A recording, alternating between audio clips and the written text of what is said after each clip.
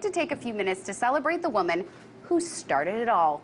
The first woman to run for president of the United States 50 years before the government even acknowledged that women had the right to vote. And that woman was Victoria Woodhull. Woodhull was born in 1838, the seventh of 10 children in a rural Ohio town of Homer, to a mother who was illiterate and a father who was, according to most accounts, a petty criminal. She had no formal education, only a few years of sporadic elementary school education and a terrible first marriage at 15 to a womanizing alcoholic, which led Woodhull to spend the rest of her life fighting for a woman's right to not only choose the course of her own destiny, but to control that course every step of the way.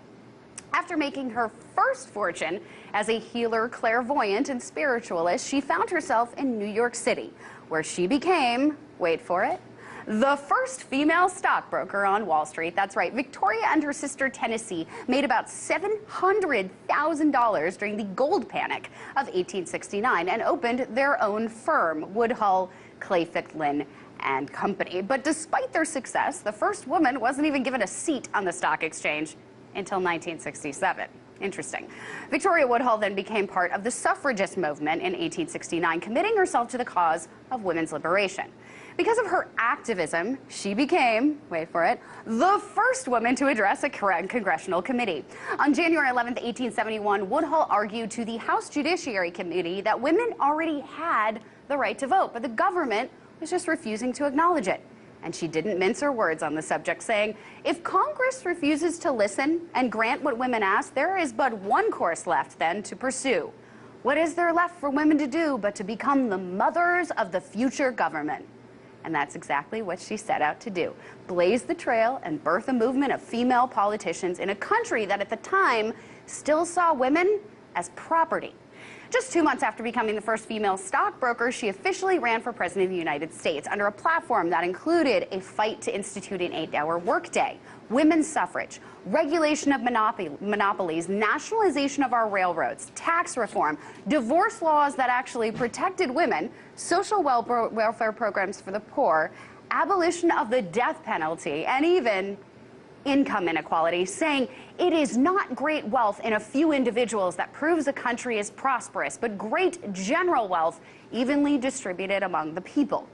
Victoria Woodhull organized and was nominated as candidate by the Equal Rights Party and was confirmed as their nominee at their 1872 convention held in the now famous Apollo Theater. And if a woman for president wasn't radical enough, the party selected abolitionist Frederick Douglass as her running mate. Now, sadly, Douglass never acknowledged the nomination and said to actually have campaigned for her Republican opponent, Ulysses S. Grant. But the image of a woman and an African-American man on the same ticket in the 1800s of America is about as radical as they come. Woodhull, of course, was treated with just about as much respect as any woman for running for office at any time seems to be able to expect. She was accused of being a witch, a prostitute, and even spent Election Day in jail because she had written a newspaper article exposing a popular religious figure as an adulterous hypocrite. Color me shocked. In the end, while her name was on the ballot in some states, votes for her weren't even counted. It was Victoria Woodhull who put those cracks in the glass ceiling that make it possible for us to shatter. And to all the women and girls out there wondering if this fight is worth it, wondering if they deserve to fight for a position that has always been held by someone different from them, I want you to remember the words of the first woman to run for president of the United States, Victoria Woodhull. She said, I shall not change my course because those who assume to be better than I desire it. Wow. Wow. Wow. Wow. What an American citizen.